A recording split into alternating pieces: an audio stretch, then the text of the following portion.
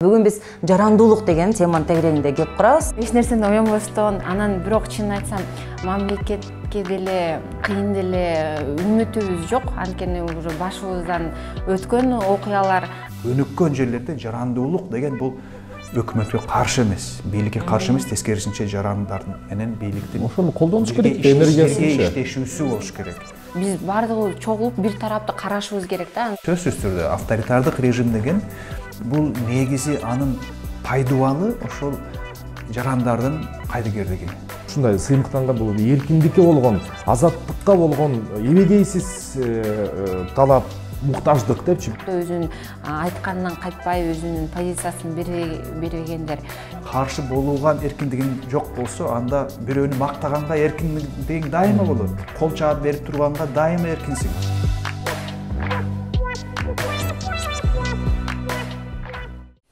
Саламатсыңарбы? Бул Эркин ойчу. Мен атым Алия Суранова. Бүгүн биз жарандуулук деген теманын тегерегинде кеп курабыз. Мындан ары дагы берүүнү көрүп биз менен тургула абдан кызыктуу темаларды козгойбуз. Жарандуулук деген эмне? Жарандыктан айырмасы кандай? Ар бир адамдын жарандуулук сезими барбы? Жана ал сезим болушу керекпи? Жана биз жарандуулуктун мындан аркы жарандуулуктун келечеги барбы Кыргызстанда? Ошол теманы бүгүн сөз кылабыз. Бүгүнкү биздин ушундай бир студиябыздын конокторун тааныштыра кетсем, алып баруучу жана жарандык активист Эркин Нурбай, жарандык активист, ыктыярчы София Айдана Сайыпжан жана Сорос Кыргызстан фондунун демократиялык башкаруу программасынын директору Эмил Жураев. Саламатсыздарбы да бир жолу? Рахмат келгениңер үчүн. Биз ушул акыркы Кыргызстандагы окуяларды көрүп жатабыз. Саясий жактан дагы бир кысым ар тараптан болуп келатат.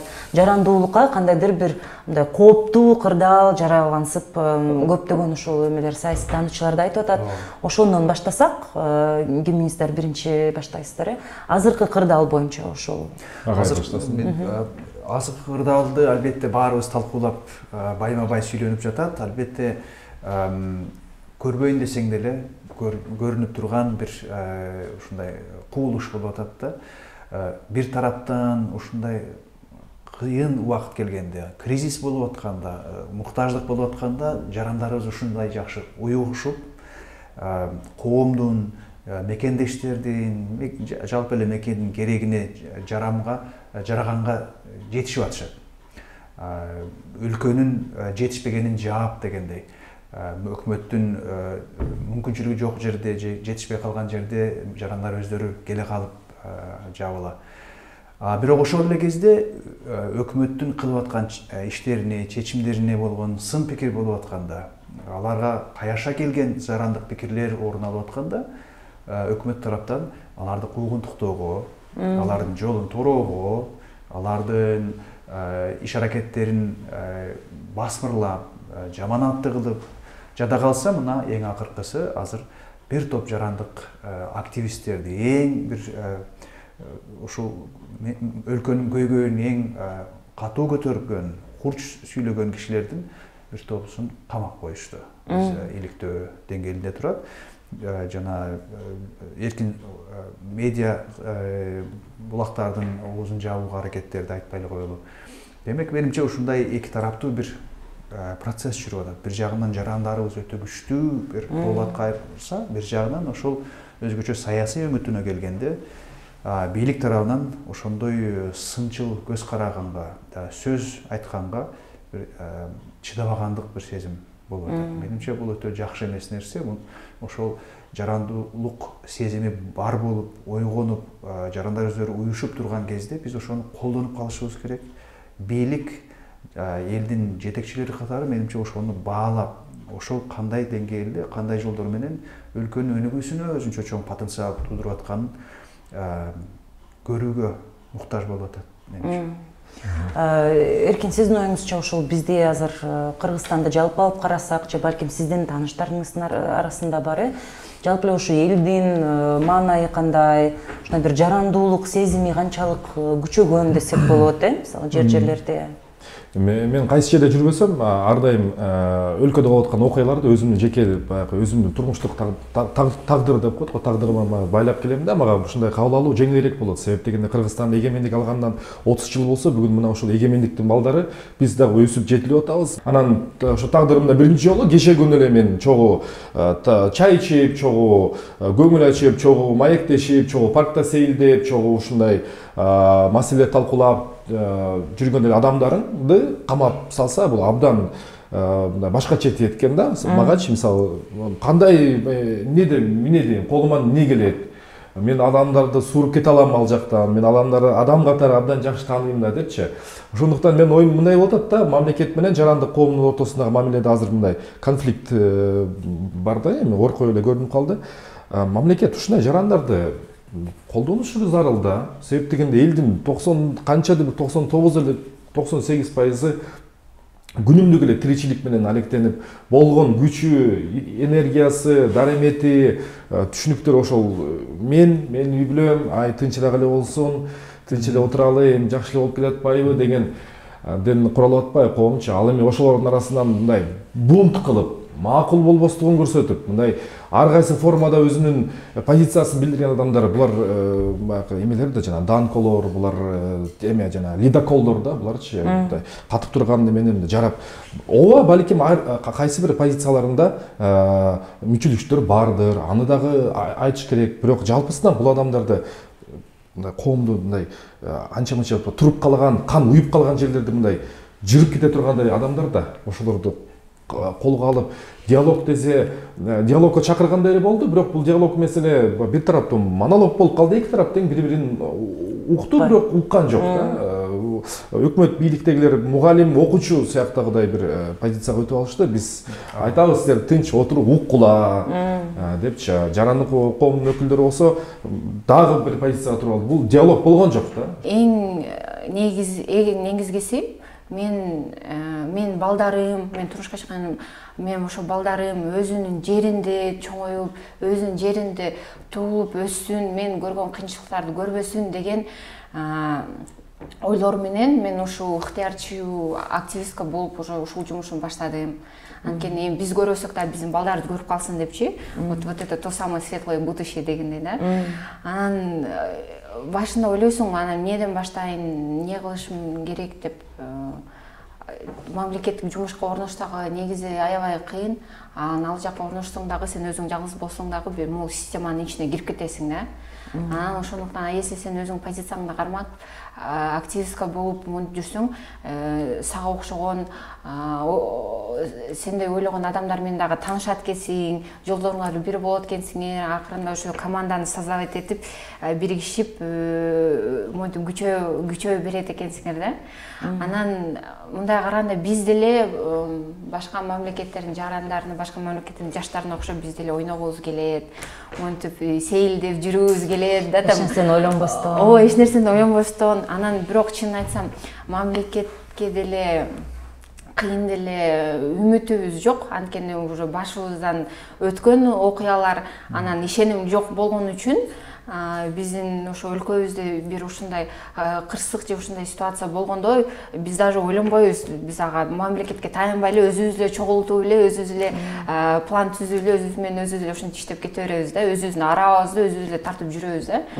Анан башында ошо жүргөнбүз, бир надеждабыз бар эле да, үмүтүбүз, бирок ал үмүтүбүз деле давно деле үзүлүп калган. Ишенгенибиз өзүбүз дегендерде ошо жаштарда мен ойлойм, жаштардын колунда биздин будущебиз депчи. Вот анан адамдардын башынан аябай кыйын нерселер өткөн сайын алардын патриоттук сезимдери, жарандык сезимдери аябай күчөйт экен. Вот ошондуктан биздин өлкөбүздө, биздин элибизде ошо жаран аябай элим үчүн деген адамдар аябай көп, особенно жаштардын арасында деп ойлойм да. Анан мына биз азыр жарандык активист деп мисалы сиздерди атап кеттим, анан камалгандардын арасында да жарандык активисттер көп. Анан мындай элдин ой пикирин карап отурсаң, жалпы эле жарандык активист деген сөз дагы мындай бир негативдүү, мындай бир кабыл алуу пайда боло баштаптыр да. Бул деген баягы эле батышчылар, НПОчулар, батыштын акчасын жегендер депчи. Чындап эле ушул жарандык активист же болбосо ушу жарандуулук деген түшүнүк бизге чындап эле ошол батыштан эле жакында эле НПОлор менен келдиби, же биздин өлкөбүздө мурдатан эле жарандык активисттер бар беле? Негизи эмне үчүн ушул жарандык активист деген сөз ушунчалык бир негативдүү кабыл алына баштады да? Мен айтып кетейин, негизи ошол акчаны колубузга кармап жесек дагы не так обидно было бы, я вам так скажу, да. Жебеген самсам үчүн жеди. Анан мен ойлойм, ошо ыктыярчылардын этеги негизи жаман жерден жыртылып калганда, биз өзү по сути мамлекетке мы оказываем медвежью услугу. Мамлекеттин жумушун, ишин биз кылып коюп атабыз да. Анан бул жөнүндө дагы аябай көп спорлор болгон. Негизи бирок сен монтип тыштап кое албайт экенсиң да, мамлекет качан өзү иштей баштайт депчи. Мен ушундай моменттерде мен сразу ойлойм да, мен азыр элиме жардам берем. Аягында мамлекет менен ооба келгенде биз башкача сүйлөшөбүз дегендей да. Өзү чечип алабыз. Жалпынан эми биз өтө саясатташкан бир убакыттарда жашап атабыз. Тилекке каршы саясатташкан деген сөздүн өзү дагы бир терс маанайга, терс мааниге байланып калып атат. Бутагы саясат деген бул эч бир терс нерсе эмес болуш керек. Эгер ушул жарандуулук деген, коом деген, саясий өлкө деген түшүнүктөрдү туура биле алсак жана колдоно алсак, бизде ар бир жарандын өзүнүн бир каалоолору бар, өзүнүн көз карашы бар көп нерсеге. Ошол 7 миллион эл болдук. 7 миллиондун албетте ар кандай пикири болот, ар кандай кызыгуусу болот, максаттары болот. Ошолордун баарысын айкалуусу зарыл болот. Бийлик кандай болуш керек, өлкөнү кандай башкаруу керек дегенде да кайра ар кандай ар түрдүү ойлор болот. Ошолордун айкалышуусу албетте ошол саясат болот. Ошонун ортосунда пикирлердин эң алымдуусу, эң салмактуусу биригип келип өлкөнүн өнүгүүсүнө өбөлгө болсо, саясий иш деген ошол болуш керек.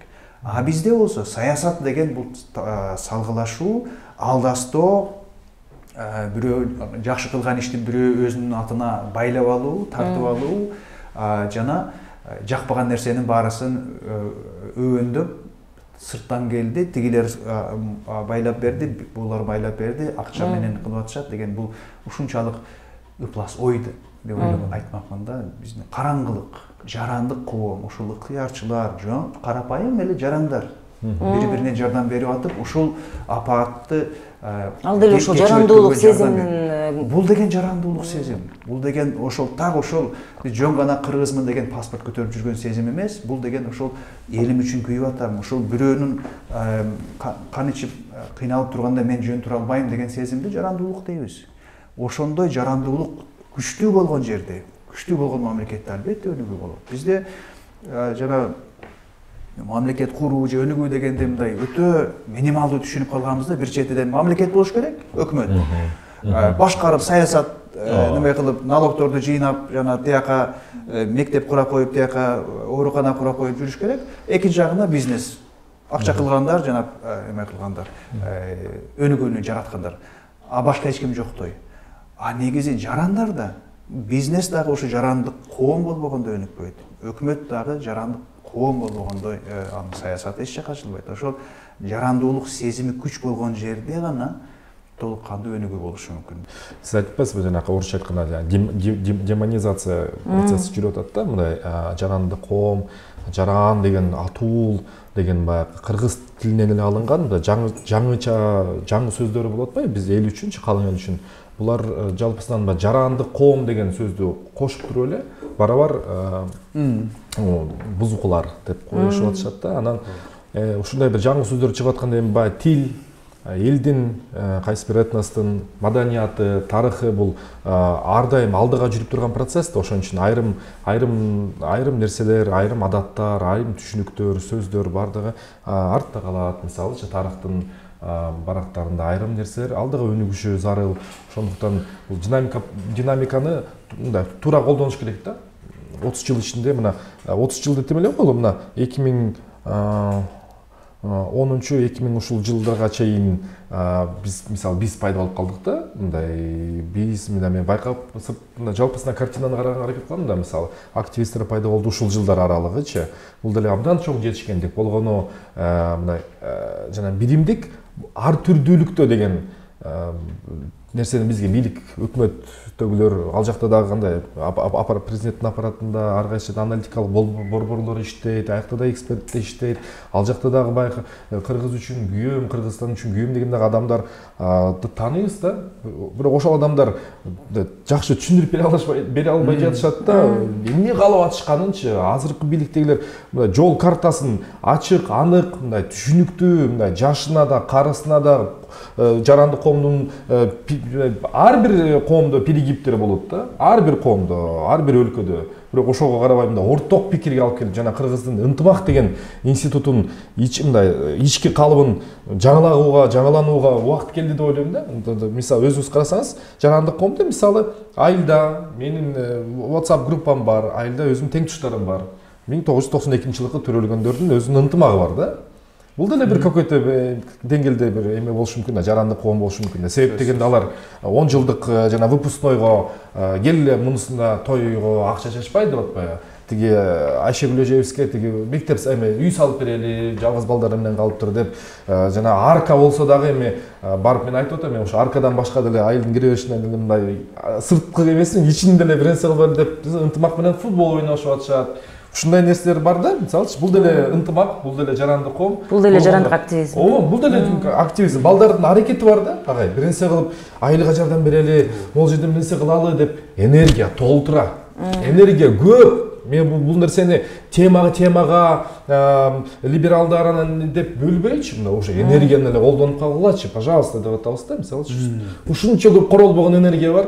Ошону ар түрдүүлүктө биримдик, ар түрдүүлүк бул ынтымак деген сыяктуу бир жаңы жол картаны, жаңы посылдарды, жаңы концепттерди уккубуз келет да. Биз бийлик тараптанчы. Алар өздөрүнүн активист экенин да билишпейт да. Туура. Жүрүшөт. Болгон мен айтайын деген ой, биз дагы өз учурунда биз дагы борбор шаардын так борборунда отуруп алып, чын айткандачы, борборундабыз да. Бизде мындай 4 көчө менен чектелген дагы адамдарыбыз жок эмес. Алардын арасында дагы жаранды активисттер жок эмес. Болгону ошол квадраттан башка чейин ошол чийинден сыртка чыгып, алардын дагы региондордо дагы коомдун ар кайсы катмарындагы болгон аракеттерди делечи баалаганды үйрөнүш керек да. Жарандык активизм депчи. Жакында тиги Корей диаспорасы бул жакта жана Ким Чи деп койчу эле. Ким Чинин фестивалын өткөрөт экен. Андан кызыктуу комментарийге карасам, ай бул деле бир активизм бир түрү да. Булар деле бир мындай. Бул деле бир активизм да, мисалычы анан баары кызыгып туруп алгай мындайчы, диалог куруп. Силер айтпасаңар эстеп кеттим да. Быйылдын эле жазында биз бир изилдөө өткөрүп элге сунуштаган болчубуз. Ушу жарандуулук жөнүндө изилдөө. Ошо жөнүндө сурайын дедим эле. Сурамжылоо жүргөн. Кыргызстандын ар бурчунан социологиялык бүт методологиясын сактоо менен өргөн. Ошол жерде ушулордун бирөөсү ошол канчалык деңгээлде биздин ошол элдин арасында жарандык активдүүлүк, жарандык катышуу күчтүү же аз дегендей мааниде суралган болчу. Чындыгында көп деле көп эмес экен. Жана эркин сен айтып атпадыңбы? 99 мисал катары да. 95% мүмкүн элибиз өзүнүн турмушу менен эле алек, күнүмдүк турмушу менен. Өзүнүн коросуна сыртка салам алейк же тойго эле барбаса, коомдук маселелер менен көп деле алектенбейт.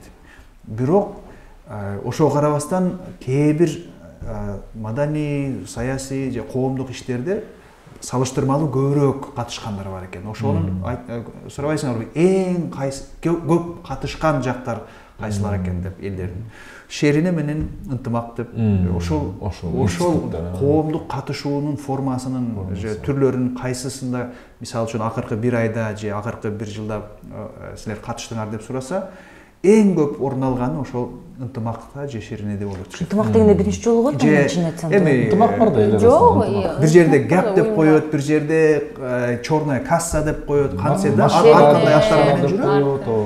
Бирок ошол өтө көп. Социализациянын бир түрү дагы. Буларды мисалы үчүн ошол эле жанагы биз тилдеп жүргөн НПОлор менен салыштырсак, асман менен жердей. НПОлордун ишине катышкандар өтө аз экен. Ыктыярчылар болуп, ондай когалаңда иштешкендер да аз экен бир топ эле. Сөз түрүндө баарыбыз күчтүү экенбиз, бирок чындыгында могу Софияны айданадай же бир топ ар кандай менен топторду көрүп атпадыкпы, чындыгында азыраак экенбиз. Бирок мен айтар элем, эркин айтып аткан могу ынтымак шерине дегенде бул ошол коомдун жалпы бир муктаждыктардын чекесин көтөрүп коеюн деген даярдык бар элинде, эл арасында. Ошого катышайын деген кызыгуу да бар. Бирөөлөр диний бир сооп болот деген ой менен келсе, бирөөлөр жөн гана эч кандай диний деле жок, коомдук бир салым кошоюн деген, элим үчүн салым кошоюн же жок эле дегенде ошол айылым үчүн, мугалимдерим үчүн жардамым тийсин деген көп экен. Демек ошону эркин айтып аткандай, ошол коомдун, өлкөнүн ошол айылыңдан башта макул, сен өлкөнүн Кыргызстанды өнүктүрөм дегенде биз эми өтө абстрактуу ой болуп калбайбы, кантип мен өнүктүрмөйм. Бирок айылыңды өнүктүргөнгө күчүң жетет. Ошо классташтарың менен күчүң жетет. Ошондой кылып баарыбыз катышчу болсок, демек ошо. Бирок ошентип туруп кайра эле Софиядан айткандай биз мамлекеттин жумушун жасап Софиядан айдана жакшы айткан жери. Аны мамлекет эмне кылат? Мамлекет каякта өнүктүрөт? Биз баарыбыз байкап калдык да ушул жерде мамлекет жанатан бери айтып атпайбы, ошону баалап алууга жетише албай атат да. Ошондой деңгээлге чыгып жете албай атат. Ооба. Ошол мамлекет ошол сентябрдын ушундай суук күндөрүндө, суук кабарлар болуп аткан күндөрүндө рахмат деп койгондун ордуна башка тескери сөз сүйлөгөн бул ушунчалык ренжиткен, бир кейиткен окуя болду да. Рахмат деп колун сунуп, тескерисинче жардам берсе болот эле. Тескерисинче кандайдыр бир колунан келгендей инфраструктура түзүп берип, мүмкүнчүлүктөрдү түзүп берип, дагы да ушундай кара булут түшкөн күндө эмес, жөнчүлөйдө деле жарандарыбыз ушинтип уюшуп, анткени муктаж болгон, кыйынчылык көргөн элдерибиз толтура. Жардамга муктаж болгондор толтура. Элге жардам болбосо, жок, дарактарды отургузуп коелу, көчөлөрдө толтура, кылчу иш толтура. Ошондордун баарысына эң жетишилген жакшы мамлекеттердин мисалдарын алсак, өнүккөн жерлерде жарандуулук деген бул өкмөткө каршы эмес, бийликке каршы эмес, тескерисинче жарандар менен бийликтин ошону колдонуш керек, иштешүүсү болуш керек. Андайга жетишүү үчүн биринчи кезекте бийлик ошол деңгээлге, ошону баалап алууга жетишүүсү зарыл. Эмиль агай толтуруп кетичи, айле рахмат чакырып койгонсуңар, көптөн бери сүйлөй албай жүргөнсүң. Бул калганса чыгарып алдык. София айтып атпайбы, биз мамлекетке ушундай кылдык, мамлекет бизди баалай алган жок, аркы берки депчи. Бизде коомдо азыр лидер, кризис лидерство деген бар да магачы. Лидер деген ким? Лидер деген бул баягы күзгү жана терезе деген эмеди алсак болот. Мисалы бир аябай жакшы коомдо жакшы ийгиликтер болуп атса, чындыгы лидерлер чыгат да, ошол терезенин артындагы топтолуп калган элге алкыш айтып, силер азаматсыңар, силер мыктысыңар, силер мындан ары да жакшы кыла аласыңар, биз жардам беребиз деп элине ошол калкылдаган элге алкышын айтат да.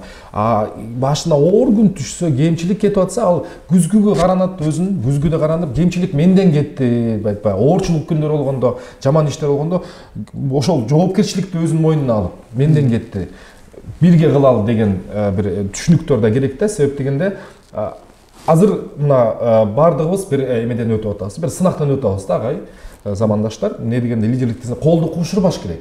Мамлекет бизди түшүрмөй койду, биз мындай биринчи дворец спортто чогулдук, экинчи жылдап түзүлөт да бул нерселерчи. аягында мындай чыныгы чыйрак, чыныгы ичинде кайраты бар, чыныгы ишеними бар.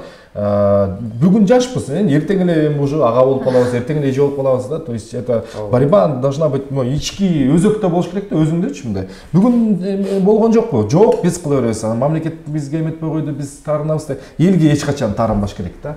Негизи мамлекет, эл, ыктыярчылар биз бардыгыбыз бир да, биздин өзүбүздүн чогуу бир общий проблемабыз бар, общий горебиз бар, общий жакшылык кылган этот вот сымыктанган нерселерибиз бар. Биз бири-бирибизге душман эмеспиз. Биз бардыгыбыз чогулуп бир тарапты карашыбыз керек да, бири-бирибизди жаман көрбөй. Бирок ошо жолдордо кээ бир түшүнүксүздүктөр болуп калат экен. Кээ бир ошо алар бизди жаман көрүп, алар эми жанагы мамлекеттик жумуштарда иштеген адамдар деп айтайлы да. Анан же биз аларды бири-бирибизди түшүнбөй ортодо эле биз ошо негизи эмне болгондо эле биз анча өзүбүз эле түшүнбөй атабыз. Анан я знаю одно, да, то что жаман кырсык болгондо, нерсе болгондо эле биз бардыгыбыз эле у всех одна цель, элибизди куткаруу, жардам берүү деп ушундай биригип калат экенбиз. Менде мындай бир ой пайда болуп атат да, ушул сентябрда Баткенде ошондой окуялар болуп атканда бир Россиядан келген бир адамдын Фейсбуктагы постун окуп калдым да. Алар атайын ошол тиги ошо спорт сарайы жакка барып карашып, өздөрү да жардам беришип, ыктыярчы болуштур да, келишипчи бул жерге убактылуу келишкен экен мобилизациядан кийин. Анан ошол жазып атат да, ушунчалык таң калдым, бизде мисалы Россияда канча деген кырсыктар болуп атат дейт да. Ушундай элдин биригип келип, ушинтип мындай бир бири-бирине күйгөнүн такыр көргөн эмесмин бир да жолу депчи. Анан биз да ошого аралашып, биз да ыктыярчыларга кошулуп, ушундай бир башкача сезимге толуп, өзүбүзчө толкунданып, аябай башкача болдук. Ушунча жыл жашап, Россияда бизде ушундай бир дагы мындай бир ушундай сезимди сезип көрбөптүрбүз депчи. Анан менде мындай бир ой кетти да, бул ошондо мамлекеттеги башкаруу формасы, режим, ушундай кандай десем, башкаруу формасы менен режимдин ушундай жарандуулуктун ортосунда канчалык мындай корреляция бар, мисалы режим мындай бир басып, диктатура көбөйгөн сайын эл мындай пассивдүү болуп, эме ушундай бир бири-бирине кайдыгер мамиле пайда болуп калабы, же болбосо декорреляция жокпу же барбы? Ошол мындай бир барбы, же бул өзү элдин өзүнүн кандайдыр бир мындай тарыхынан, маданиятынан көз каранды. Ошол ар кандай мамлекеттерди окуп көрсөң байкайсың, албетте бул жарандардын өз ара уюшкандыгы жана коомдук жашоого аралашуусу бул көптөгөн себептерден куралат. Бир эле ошо режим тибинен эмес, мисалы үчүн авторитардык менен демократиялык режимдерди салыштырсак, албетте эгер ошол эки гана түрдү алып, бир эле режим деген бир себеп болчу десек, сөзсүз түрдө авторитардык режим деген бул негизи анын пайдубалы ошол жарандардын кайдыгерлиги. Авторитардык режимдин пайдубалы ошо жарандар көз жумуп, эч кандай суроо бербегендиги. Ошондо гана авторитардык режим бекем болот. Эгер жарандар тура калып суроо бере берсе, ар нерсени чукуй берсе, аразалыгын эркин айта билсе, аны баарысы уга билсе, анда авторитардык режимге жакпайт ал албетте. Бирок андайга эмне кылып келишкен? Бизде Советтер Союзу болгон, биздин чөлкөмдө деле азыр Кытайда болуп атат. Бул такыр эле унчукпай калбастан тескерисинче кол чаап. Кээде видеодо тиги Түндүк Кореянын лидерин көрүп калып атпайбызбы? Тим эле ыйлап сыктап, сууга чейин чөгүп барганга чейин жетишип.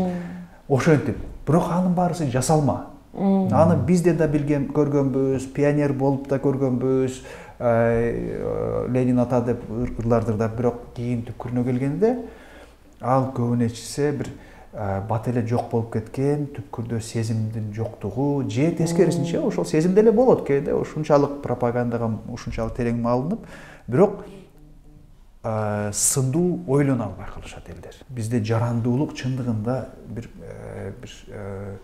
таянар немебиз окшойт да, кандай десем, Кыргызстан үчүн азыркы кырдаал ушундай кысталаң заманда, кыйынчылык болгон заманда бир таянарыбыз ушул болуп калчудай болдуктар.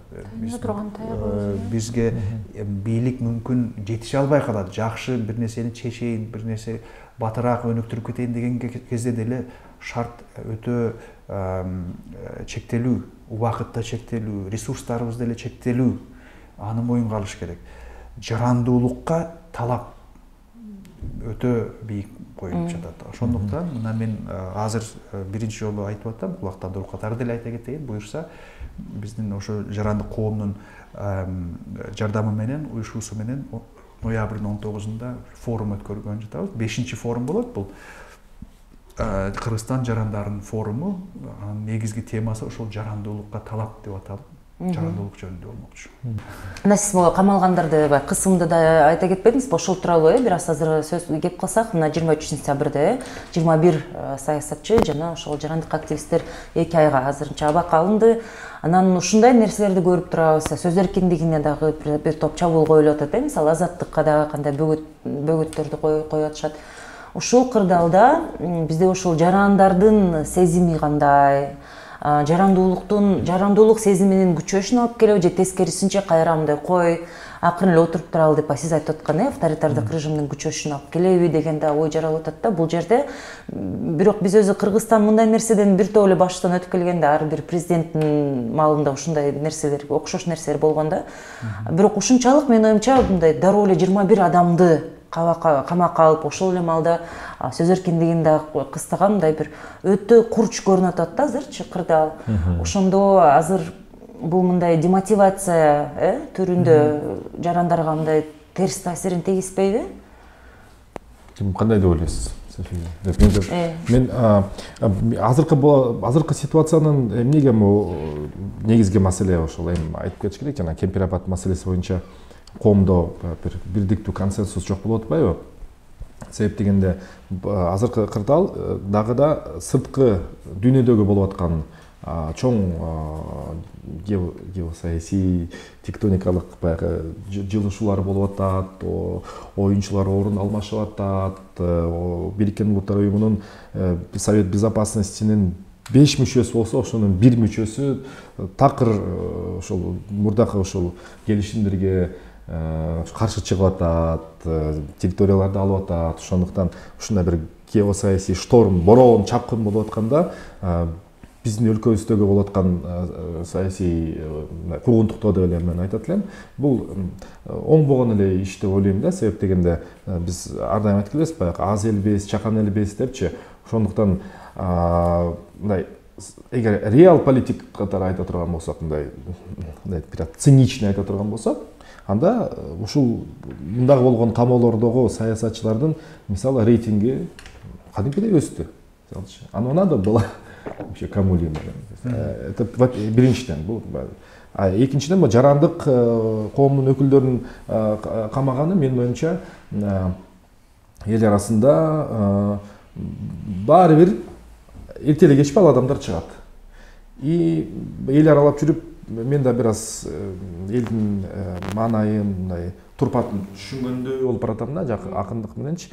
Каалайсың, куугунтуктоого кабылган, бийлик табардан басмырлоого, ушундай бир кадамдарга барып, анан ошо адам жабыркап калган адам, алар жабырлануучу деп кабыл алынат эл тарабынан. Анан карабайсың, эл арасында да ошол адамдардын аброю өсөт. Ар бир адам эле өзүн өзү барып эле ошо капыска атып, зынданга отурганга даяр эмес. Бул нерсеге көп жылдан бою бир позицияны карманып, же бир позициясы өтө бекем, духу бекем адамдар барып, ооба 2 ай болсо 2 ай отурганга даярмын деп кат жазып, азыр мындай башкача окуялар башталды. Болор иш постфактум болду, бирок алар элге аралашканда эртең как каарман катары кабыл алынат деп мен толук ишенем да.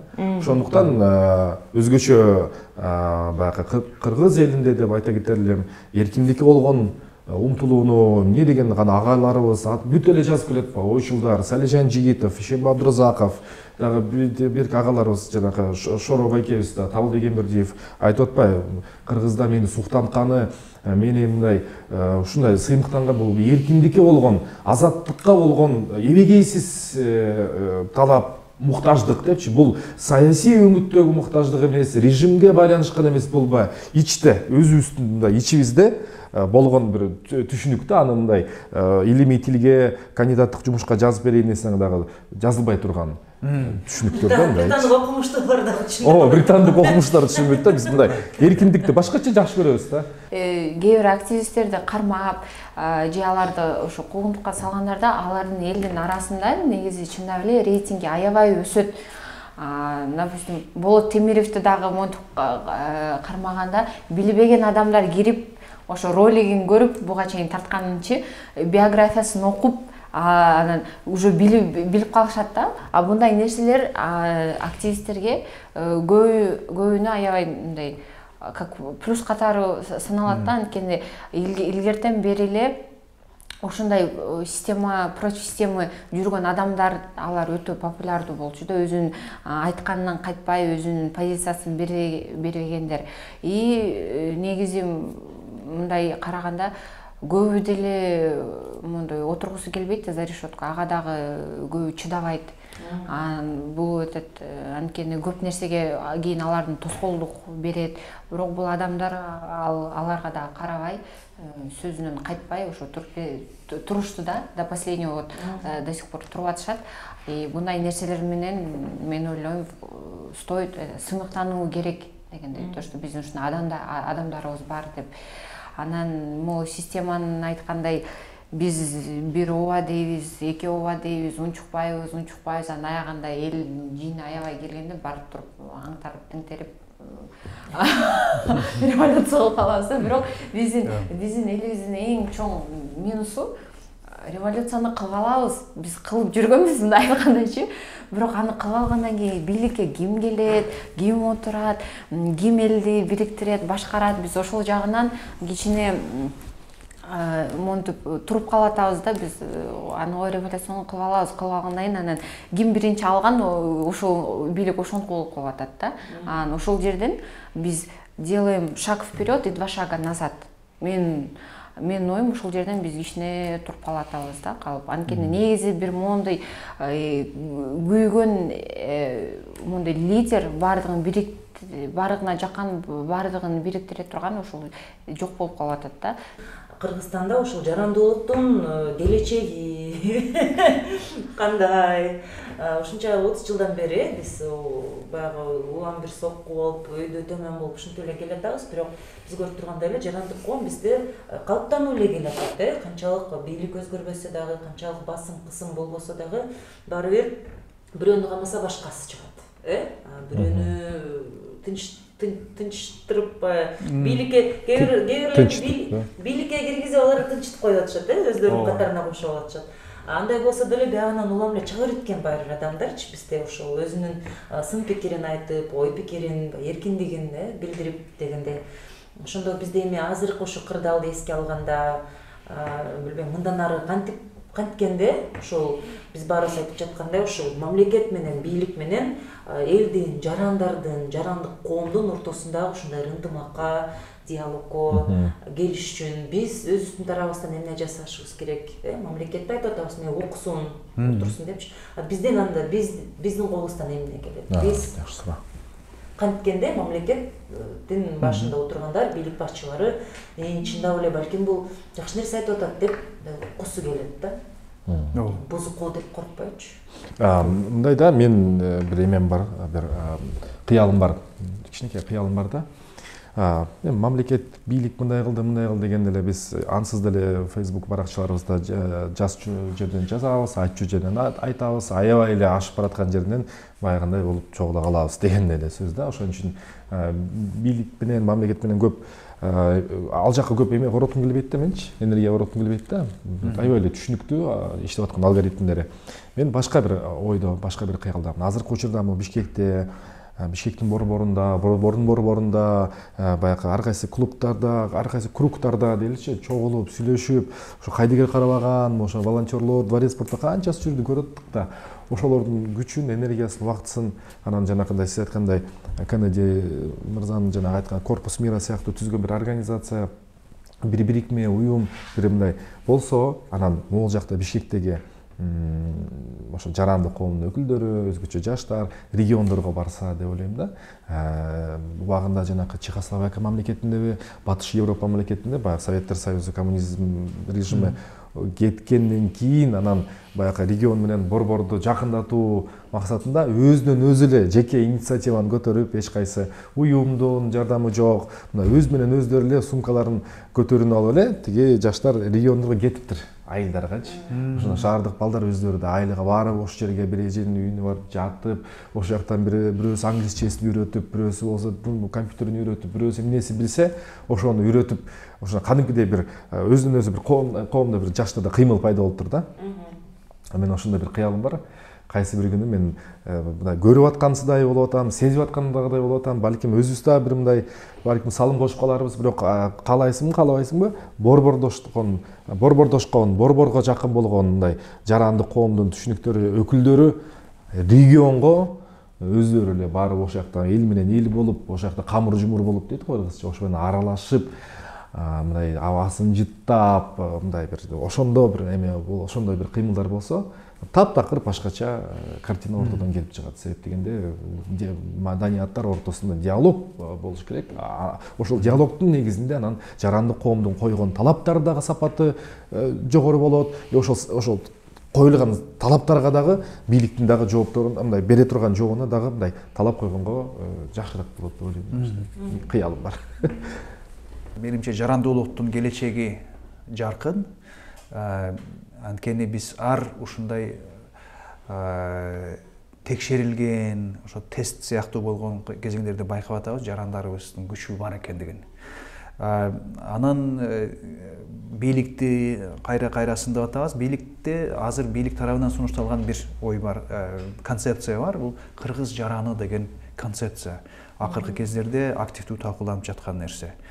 Ал документтин ичинде чынында ошо жарандуулукка өбөлгө болчу, жарандуулукка жагымдуу же ошого жаткан кошулчу чоң максаттар, жарандуулук, жакшы жаран деген ким дегенге суроо берсек, ошондой жакшынакай сапаттар бар. Бирок менимче кайсы бир деңгээлде бир аз ошол патриоттуулук, ата энесине кароо, өлкөсүнө кароо деген ушундай жанагы коллективисттик ураандар көбүрөөк, эң негизги маанилүү болгон нерсе эркиндик менимче бир аз азыраак орун алган. Бирок ал деле бар. Менимче жарандуулуктун ошо өсүп, өнүгүп, жана коомдун өсүшүнө, өлкөнүн өнүгүүсүнө өбөлгө болушунун бирден бир эң негизги пайдалуу шарты бул ошол эркиндик. Эркиндик болгон жерде гана жарандуулук өрчүшү мүмкүн. Анткени бизде көбүнесе эме да бийликте, ар кандай органдарда ошо эркиндиктен мурда жоопкерчиликти коюшат. Жоопкерчилик болуусу үчүн биринчи кезекте эркиндик болуш керек. Ошондо гана жоопкерчилик болот. Эркиндик муунтулган жерде жоопкерчилик болбойт. Анда жөн гана зорлуктоо болот. Анан дагы бир ар кандай ойлор эске келип атпайбы, цитаталар. Роза Люксембург деген да аял болчу, чыгаан ойчул болгон социалисттердин арасында. Ошону айткан жери бар экен. Эркиндик дегенин мааниси каршы болууга болгон эркиндик болбосо, анда эч нерсе татыбайт деп. Каршы болууга эркиндигиң жок болсо, анда бирөөнү мактаганга эркиндигиң дайыма болот. Кол чаап берип турганга дайыма эркинсиң. Бирок каршы болууга эркиндигиң барбы?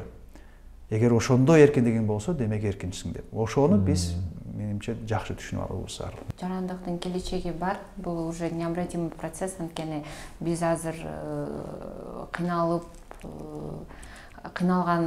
учурга келдик. Анан сиз айтмакчы, бирөөкөсүн камаса дагы башкалары пайда болуп, как вот эти маленькие грибочки өсүп кошула берет дегендей да.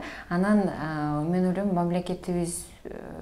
мамлекетти башкарган адамдар, мамлекетти өзү түшүнүш керек да. Бул биз жарандык ошо ыктыярчылар менен алар менен урушпай, алар биригип, мыйзам катары дагы алар жактан жардам берсе, биз мамлекетибизге бул аябай жакшы нерсе болмок да. Биз өнүгүп, масштабный көп жумуштарды бүтүрө алат болчук деп ойлойм.